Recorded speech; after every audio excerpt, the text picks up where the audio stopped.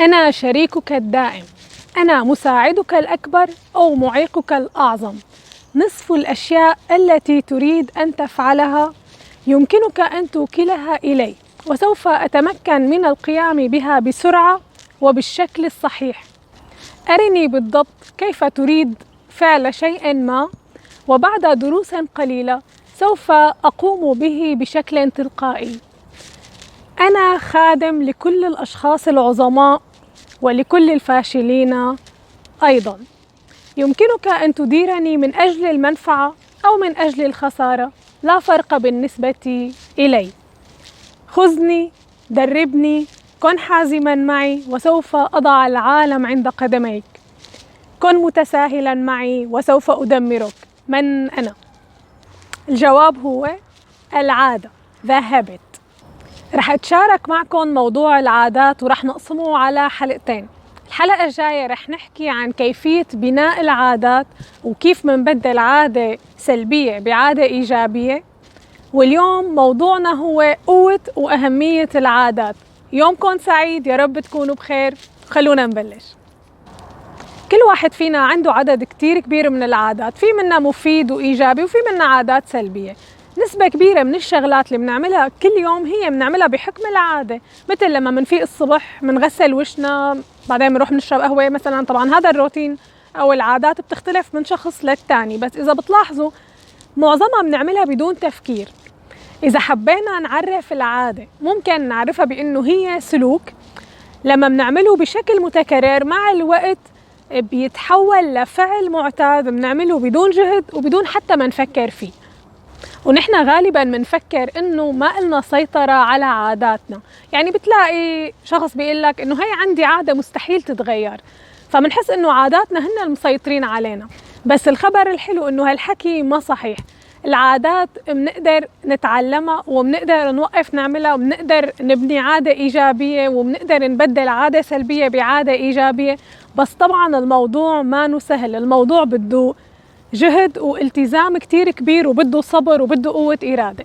وبالنسبة لقوة الإرادة هون في سؤال كتير مهم، قديه بدنا قوة إرادة لحتى نقدر نبني عادة إيجابية جديدة أو نبدل عادة سلبية بعادة إيجابية؟ أكيد بنحتاج قوة إرادة كتير كبيرة، بس الخبر الحلو إنه بنحتاجها بس بالبداية لحتى نثبت العادة، ومجرد ما صار الموضوع عنا عادة نصير بنعمله بدون جهد وبدون تفكير وبقوة إرادة كتير بسيطة. وبكتاب العادات السبع للناس الأكثر فعالية شبهوا الموضوع بالقوة اللي بتحتاجها المركبة الفضائية لتطلع برا قوة الجاذبية الأرضية. قالوا إنه بالدقائق الأولى للانطلاق وبالأميال القليلة الأولى المركبة الفضائية بتحتاج قوة وطاقة أكتر بكتير من اللي بتحتاجه بالأيام البعد، ولتقطع بعدين 500,000 ميل. وفينا نشبه قوة الجاذبية الأرضية بقوة جذب العادات.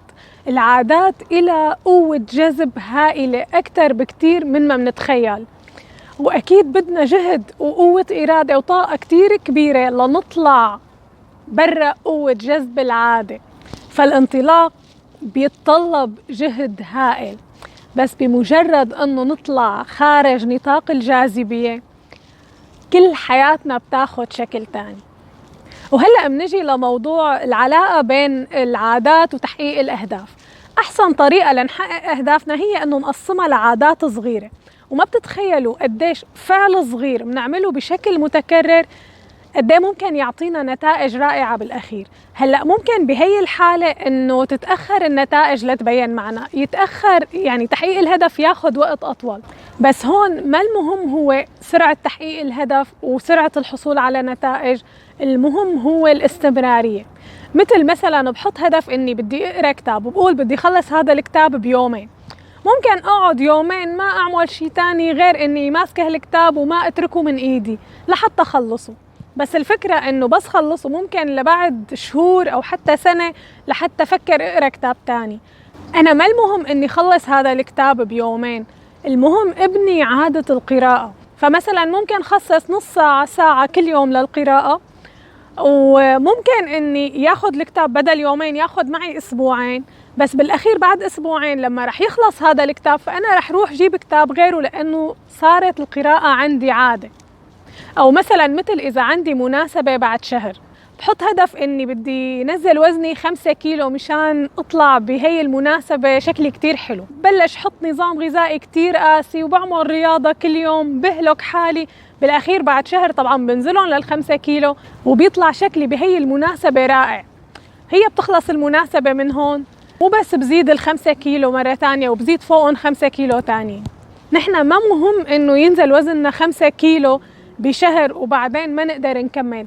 نحن اللي بيهمنا إنه نبني عادات غذائية صحية، ندخل تمارين رياضية بروتين يومنا العادي.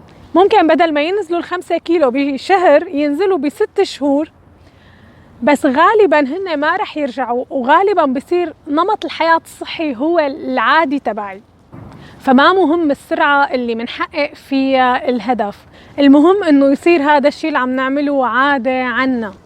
بالأخير أكيد الموضوع ما سهل أبدا، وأكيد هو تحدي كتير كبير وبده جهد وبده قوة كتير كبيرة، بس بالأخير تذكروا إذا عملنا الشيء السهل هلأ حياتنا لقدام رح تكون صعبة، أما إذا عملنا الشيء الصعب هلأ فحياتنا لقدام على الأغلب رح تكون سهلة ورح نكون رضيانين ورح نكون كتير فخورين بحالنا. وآخر شيء لا تنسوا تعملوا اشتراك بالقناة لأنها لسه جديدة وبدها كتير دعمكم، وفعلوا زر الجرس لحتى يوصلكم إشعار كل ما نزلت حلقة جديد. وأنا بكون معكم مثل العادة السبت الجاي، ومن هلا لوقتها تضلوا بخير. باي باي.